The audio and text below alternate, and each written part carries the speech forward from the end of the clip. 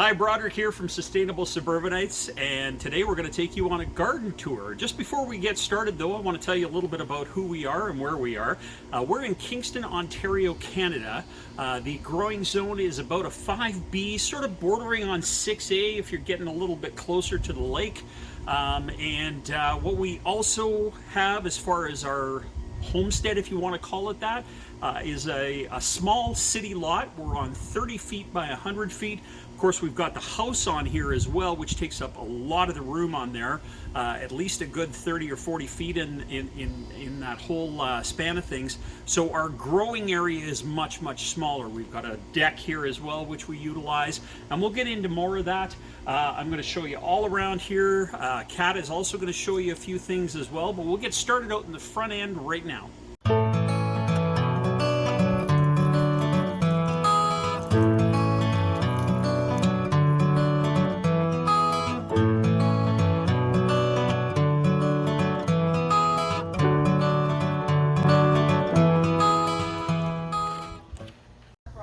Hi, so moving out front here, we've done a few things to set up a perennial herb garden. So everything out front here is a perennial. We've got the lemon sage down here, which is really good for relaxation. We use it in teas. I just made soap with it yesterday, so it's great. In front here and all along, we've got both regular peppermint, and then this one right here, which is sending out its tendrils, is the chocolate mint, and it has a really nice strong minty flavor to it. Over here we've got the holy basil, which can be described by some as the duct tape of herbs. So it can work in pesto, but it's also really great for stress relief and cortisol control. So it's really, really good for all of that mental health stuff. So we will use it for primarily tea, but as you can see, it's sending out its flowers. It's really great for the bees as well. In the back, we've got one of our many rosemary plants, and it's a wonderful plant that can be used both for cooking as well as in making of essential oils and things like that. Here we've got our chives, which the rabbits shockingly seem to like. They should be flowering by now, but they keep getting chopped down to the roots. They keep trying to come back though, so we're happy to see that. And then we've of course got our rhubarb that's doing really well, especially this plant over here. It's doing nicely. And then down along the front, we've got our lavender going, which again we'll be using for teas and poultices and mostly soap making. It'll go into a lot of the soaps and to freshen up the house.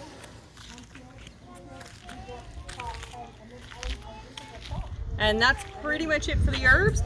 We do have some other perennials out front here. We've got the pear tree, which is doing really nicely. We put this in the first year we moved into the house, so it's about 5 years that it's been established. Yes, last year was the first year that we got real pears from it, and we definitely will have some more this year as well. We're really happy to see that. In front we've got echinacea and calendula growing at the bottom, as well as a bunch of weeds. We've been taking a very laissez-faire attitude towards what's growing around the tree, just to kind of see what all comes up. We've got our honeyberry bush. This is new for us this year, or pardon me, this is the elderberry bush, and then we've got the two honeyberries right beside it. Again, all of these are new for us this year, so we're just going to see how it does, and hopefully we'll be getting some berries from it. And then lastly, we have a larger echinacea plant that was gifted to us from a neighbor. So again, I'm kind of taking a wait and see attitude towards that one. I don't know if it's getting enough sun, but it has grown since we put it in, so that's always a good sign. Anyway, we've got, lastly, yes, I almost forgot, this may look like regular grass, but it's actually bee turf.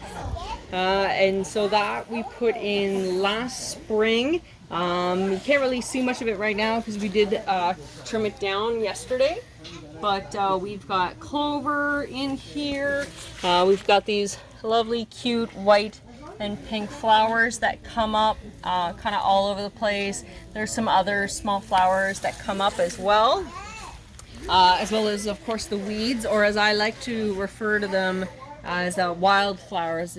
I think they just got bad marketing, so we just refer to them as wildflowers. They're good for the bees regardless. We do have some more herbs in the back, so we'll head back there now. All right, so out back here we've got a few more. This is our herb ladder. We've also got some more that we spread in through the garden, and we'll talk about those later. So starting at the bottom here, we've got some cilantro, which is now just starting to bolt, so I'll probably do a little bit of a trim on this later on. Next to it, we do have some parsley finally coming up, as well as these weeds that seem to grow everywhere. On the next layer, we've got lots and lots of lovely English thyme. Thyme is really great for respiratory stuff. So if you are feeling congested, just have a really nice strong thyme tea, and that will help with that. So really great during cold and flu season. Next we've got sage. It's just a standard cooking sage, but it is great for anytime you've got like a mouth sore. It's an antibacterial, antifungal properties in this one. It also just smells so fantastic, so we always have lots of this on hand. And then lastly, we've got our savory up here. I am going to be letting this go all the way up and into flower, and then I'll harvest it all at the end of the season, and then we'll dry it for the winter. Okay, over on the deck, we've got more of our rosemary as well. We've got it in a few different potted plants. So we've got one on each side of the deck over here. I've been cutting these back, you know, whenever we need them for recipes. We do dry them again when they get really big, and that way we can use them throughout the winter. We also have some smaller pots of the rosemary that are on the deck, as well as some more mint. So the mint was originally purchased to deter the rodents that we've had going through the garden this year, but instead they buried themselves underneath it, and then whenever we moved it, they actually started eating it. So clearly it wasn't doing the trick. So we've moved it up here just so it stays out of their reach, and they're less likely to want to consume our lovely mint, which again is really good for relaxation. It's great for tea, especially around cold and flu season. So one of the things that we thought was going to be a bit of a challenge this year was celery. We planted it right from seed several months ago, like way back in February. Right now it is June the 21st, and they're looking fantastic here. You can see them, they're nice and thick. The stalks are looking really, really good in here. So these are going to produce some incredible, incredible crunchy celeries that I can't wait to start snacking on those. In behind the celery, what we also have is sort of a bean screen, as we like to call it. And so we've got lots of beans back in here, which are probably sitting at about 12 inches tall right now, and they're starting to get up, and they're going to grow all the way up this trellis right here. I'm not sure if you can actually see that with the sun there, but we're going to have this trellis, and what it does is it actually creates a screen and then prevents the sun from getting into the great big screen doors that we have back behind us, and it helps to cool off the house a fair bit as well too. So that's sort of a little environmental thing that we like to pull off there. What it's also going to do is it's going to create a bit of shade for the celery, which also is more preferable to a colder climate, or a cooler climate anyways. So in behind me here, you can also see a hanging basket. What we've got in here is a Tiny Tim tomato. Unfortunately, what happened was we had a little bit of a cold spell, and the Tiny Tims do not like the cold at all. And so you can see on the leaves here, they cracked up a little bit. But the plant itself is actually going to start coming back pretty nicely here. You can see we had to take off some of the bottom branches, but the flowers are starting to come, and we're going to start seeing some fruit on there pretty soon. Down here we've got a Bonnie Best tomato. It's sort of a medium slicer, probably about yay big. It's not a really big slicing tomato, but it's good for sandwiches and the like. And these ones we've got growing, this one I've got growing in a pot here. And also on the exact same side, we also have another Bonnie Best and another one of the Tiny Tims as well. Kat already talked about the rosemary there, so I think we're pretty much done up here on the deck. We can go down a little bit further here. What we've got here is one of our pepper plants. That this one was a mystery when we were doing our seeds. We actually did not label this particular plant, so we have no idea what it is, but we're thinking probably a banana pepper. So we put it in here in this pot. What you can see, what we also have done is we have wine bottles that are attached into a little terracotta spike that goes down into the soil, and it helps to keep the soil nice and moist. We've got those sitting around on a few of them here. Otherwise, we just hand water things from our rain barrels and that.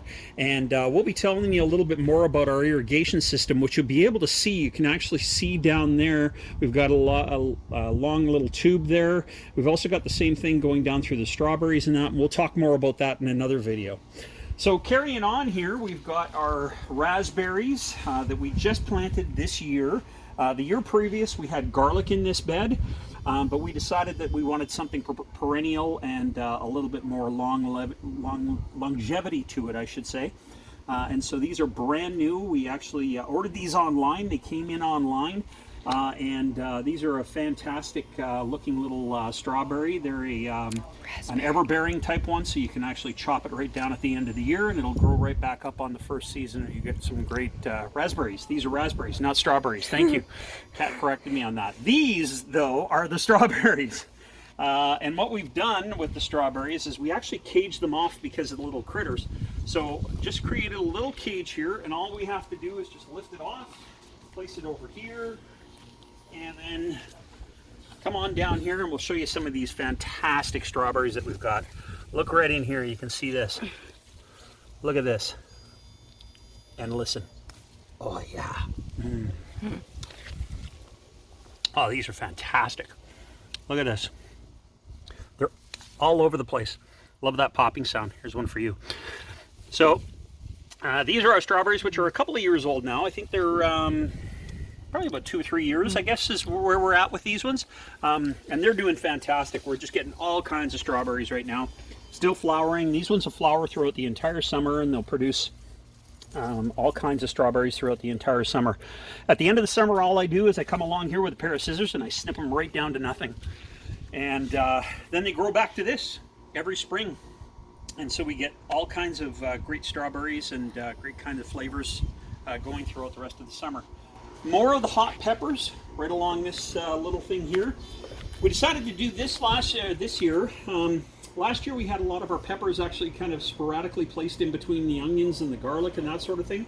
But what we did this year is we planted more onions and garlic than we had actually intended, and we didn't leave ourselves any room for the peppers. So this year we actually put them in these cloth pots. And these cloth pots, what will happen with the roots is the roots will actually start to grow not in a circle, because in a normal pot the roots will tend to grow in a circle. But what these will do is these will actually go off to the ends.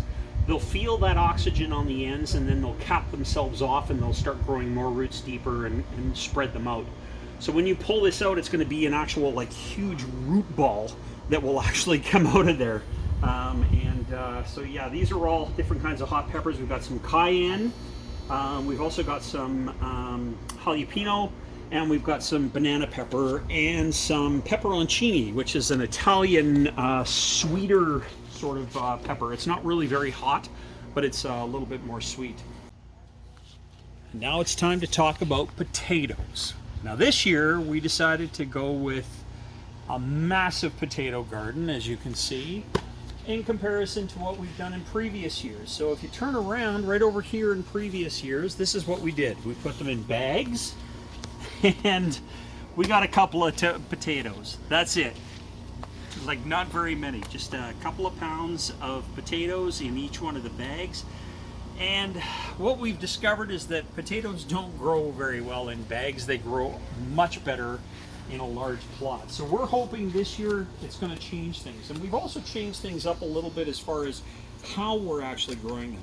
You'll notice there is a lot of straw in there. So if you come on over here, what I'm going to show you is more or less what we've got. So we've got all this straw that's going all the way down, but if you go right beside the plant here, you'll notice that it comes up to a bit of a mound of dirt. There's some dirt in here. It's eventually in here. We'll try and see if we can find it. But there's the dirt right down in there. So that is more or less where the roots are going to get themselves started. And then the tubers, which are the part that actually grows into the potato, will grow inside of all of the straw.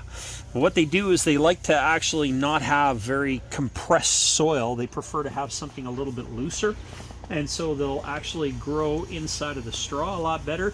This is also great for retaining water in there. We don't have to water these as often.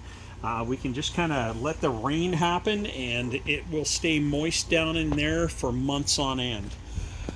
So as you saw at the very start there, we've got some flowers. And so what happens with the potato is once they actually start to flower, that's when they're starting to produce the potatoes.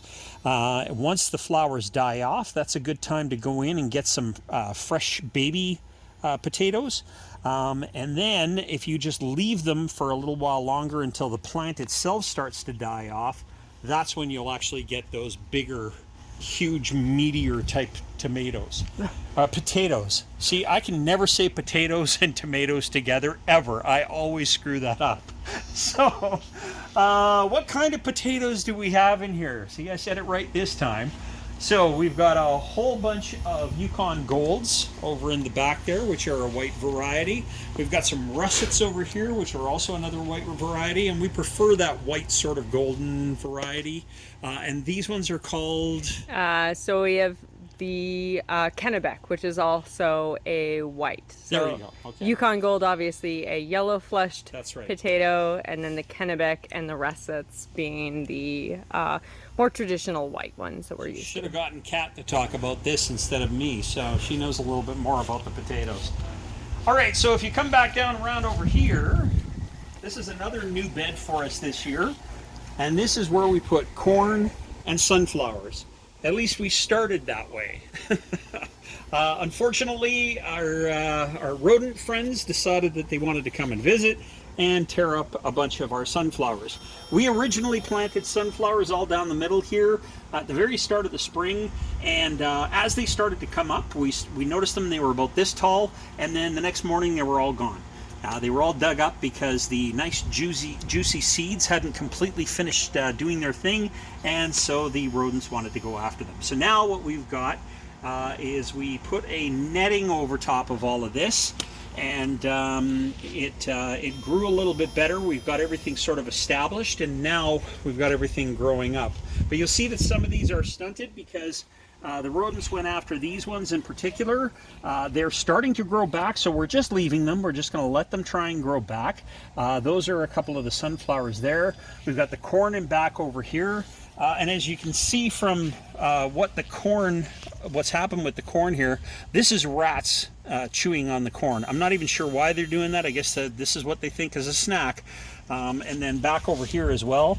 This hasn't necessarily killed the plant, but it sure is stunting its growth, because these particular ones back here that they've been snacking on over here are growing a little bit slower now than the ones that are growing fantastic over on this side. You can see these sunflowers are massive. They're already at least 2.5 feet tall, and this corn is already at least 18 inches, pretty close to 24 inches tall. What we're also going to do with this later on today is we're going to put beans in here, and we were going to try that whole Three Sisters type approach where you've got sunflowers, corn, and squash, but really this isn't a big enough bed for any kind of a squash. So what we've decided to do is just do some extra beans. So we'll put a couple of beans all around in through here. We'll sprinkle them in, and they'll grow up the stalks of the sunflowers and the corn, and we'll get an extra bean harvest for the fall. Right here we've got a apple tree that we had to transplant in here last year. Unfortunately, we had a tree that was about 4 years old.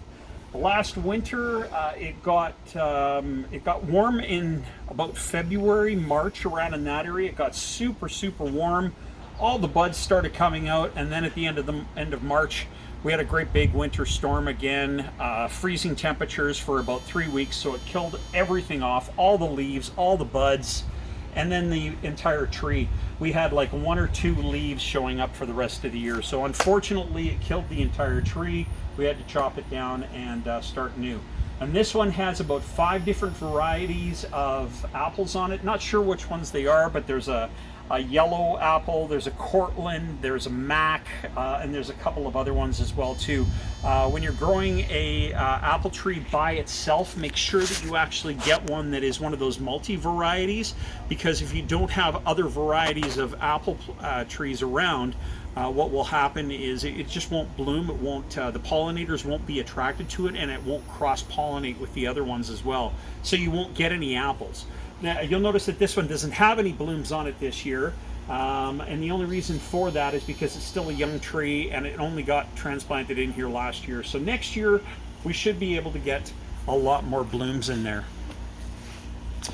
Now, heading over to this portion of the garden, which was something that we put in last year, so this was new to us last year, and this year we have garlic in there. We've got onions in here as well. You okay? Sneeze? Mm-hmm. So we've got, I guess it's the onions got to you, right? So we've got onions in here. We've got lots of red onions. We've got white onions in here as well. And then we've got some hardneck garlic over here as well. The garlic is getting to the point where we can harvest it pretty soon. You'll notice the scapes right here. This scape is almost ready to be snipped off. We've actually cut a couple of them off right already, but this particular one, we're going to let it grow for a couple more days. Typically what you do is you let it grow so that it curls and then it comes back up again, and you want it to be about anywhere from 12 to 18 inches long total, and then that's about the time to snip it off. Once you snip it off, all the energy is going to draw back into the bulb, and the flavor is all going to go right back to the bulb as well.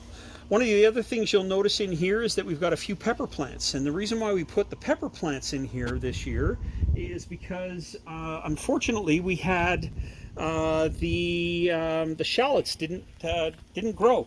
So here's one of our shallots that actually is still sort of surviving, but I don't think it's going to go very much longer. This is really soft and weak, and we're just not even sure why the shallots didn't grow. But the onions are doing great, and the garlic is doing great. And here's some of our peppers, but the peppers have also found some friends. They've been chewed on here, chewed on over here as well. Looks like we've got some rats probably chewing on these. Not even sure why they're doing that. These are hot peppers. These are all banana peppers. Not sure why they're doing that. Okay, so we're in our front yard once again. We forgot to mention this earlier, but we started some lettuce out in the back.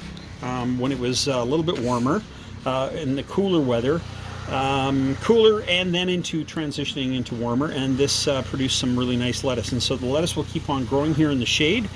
It won't bolt in the shade, which is the really good thing about it.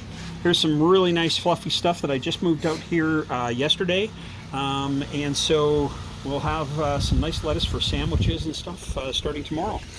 Right over here, hanging baskets, we also have some strawberries. We have more strawberry plants in here.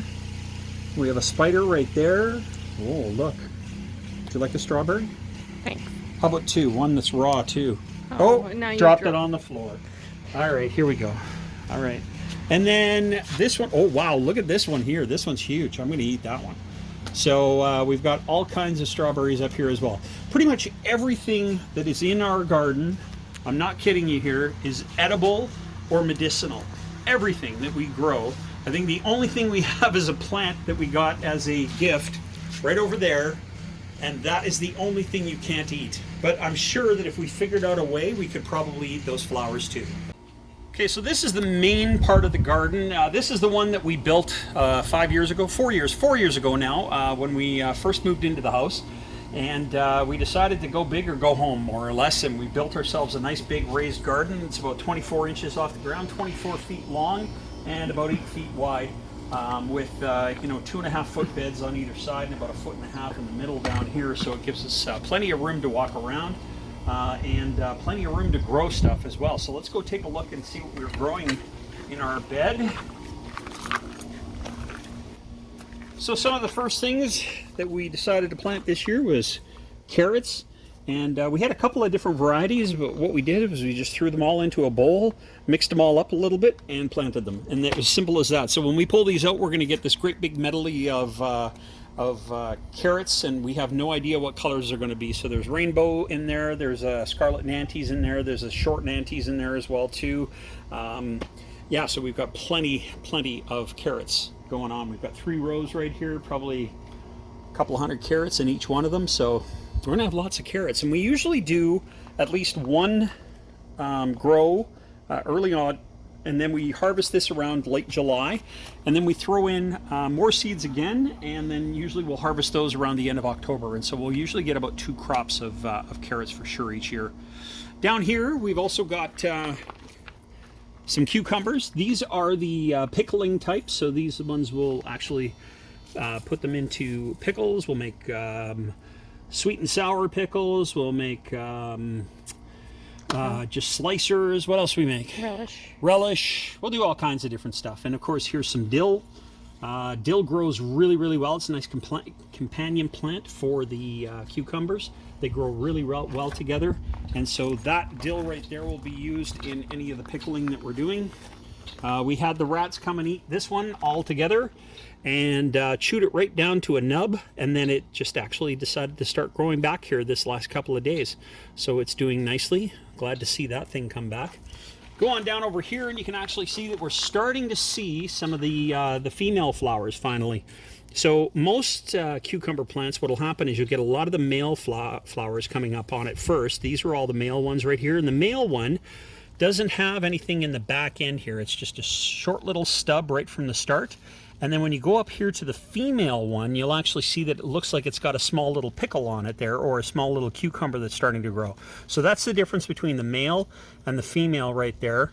And then, so the male one, you can just take a Q-tip and you can just rub it in there, and then you just drop it into the female one, and then you'll get that pollinated, if you pollinate it by hand. We've got plenty of pollinators in our garden here because we've got lots of different flowering type vegetables, so they tend to do very well. We get a lot of those going all the way through until about August, and then they start to die off. Here we've got some Mercury cucumbers as well. Those are just a slicing type cucumber, and you can use those in salads or whatnot. We don't use those ones for pickling. We do use those ones for making a lot of relish though. Broccolini right here, which we harvested last night for the very first time, so you'll see some of the pieces have been cut off, but then there's another piece coming right here. And so what happens with the broccolini is you cut off this one, and then all of these little stems right here will start to produce broccoli, and they'll come up and they'll have little florets about yay big, so they're not too bad, and it'll just keep on growing throughout the entire season. We'll get florets, and florets keep on growing throughout the year. Down at the bottom here, we put oregano, because oregano is a nice companion plant for any of the brachias, so any of the broccoli or cabbage or anything like that. So we've got lots of oregano growing along right in here, and then there's oregano growing over here. Oregano is an invasive plant, and it's a perennial plant, but typically we'll dig it right up at the end of the year. We just throw in seeds, and then what we'll do is we'll just dig it up at the end of the year, and we don't even have to worry about it or worry about it invading. And if it comes up next year, that's really not a big deal. We don't mind. We've got some cabbage back here.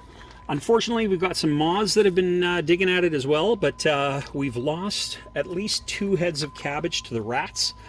They decided to go after it as well. You can see what they've done is they've chewed off the ends right in here. And they chewed off a leaf over there.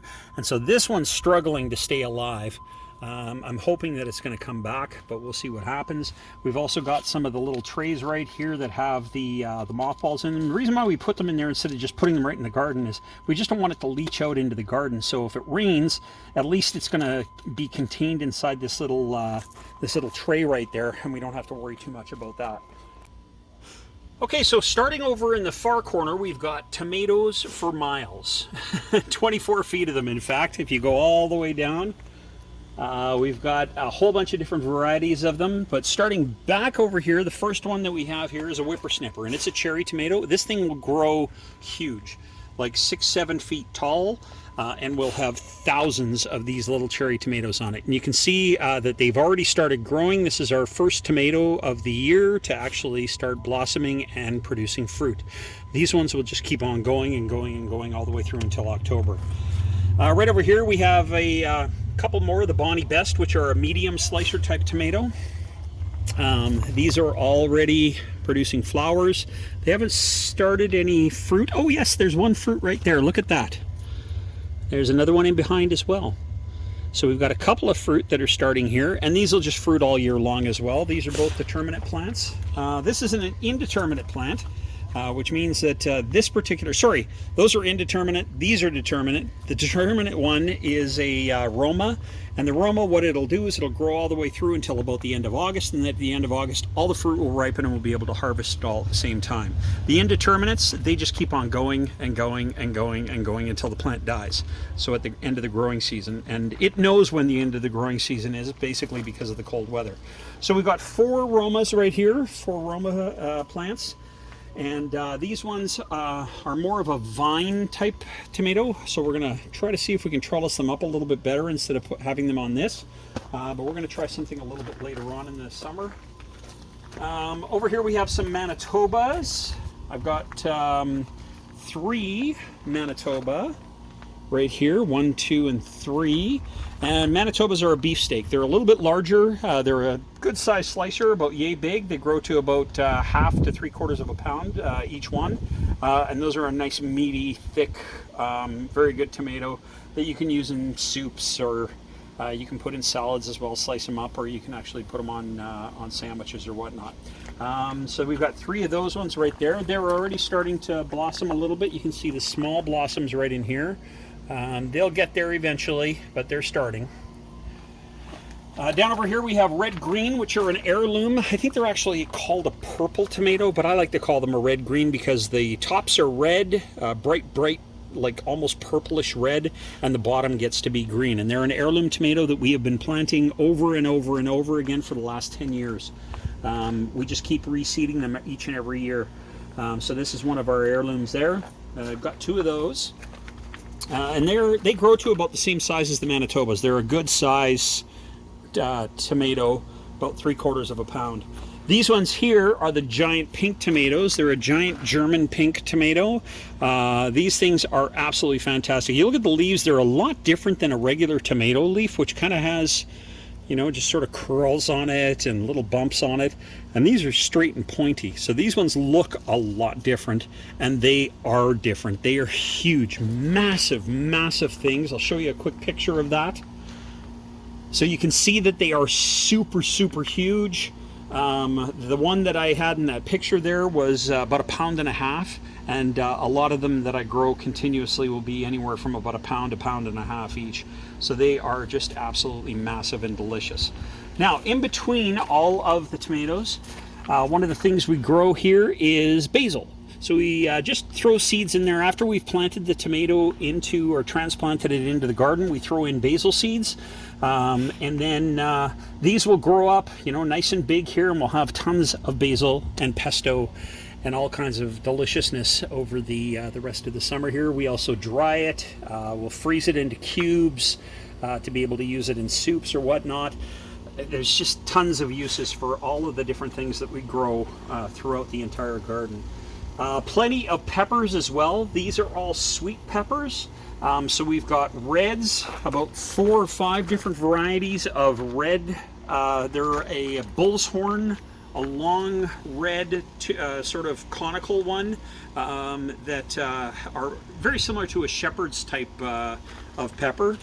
These ones here are orange peppers.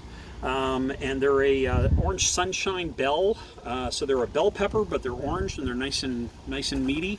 And then back over here we have poblano peppers, which you'll also know them called as ancho peppers as well. So a poblano pepper starts off nice and sweet if you just chop it up and use it. It's just almost like a regular green pepper. But what happens is when you roast it or you start to throw it into a frying pan, it actually starts to take on a bit of a smoky flavor, giving you that ancho type flavor. And you can actually get it down and make a chipotle out of it. So it's a fantastic utility pepper, if you want to call it that. So we grow those as well. And down here in the front, we have parsnips. We have all kinds of parsnips growing all the way down here. Some of them didn't grow in, but that's fine, no big deal. We'll just maybe throw some carrot seeds in there and we'll get another crop of carrots, which is exactly what we had to do right in here. Here you can see we've got a couple of things growing, and what those are is beets, and that's all that's left of our beets this year because the rodents came along and they ate all the tops off of all of our beets. But it's a good thing that about a week ago I decided to plant carrots in there. So now we're going to have another row of carrots, and at least we've got something else growing in there because the rodents don't seem to necessarily like the carrots, but they sure did like all of our beets. Okay, so that's the end of our garden tour here with Sustainable Suburbanites. Next time we're going to talk more about the irrigation system that we have. There's the rain barrels. We're going to start off with those. We'll tell you a little bit more about the irrigation system that we run all around here. Well, that's it for us. We hope you enjoyed this video, and don't forget, you can't eat the grass.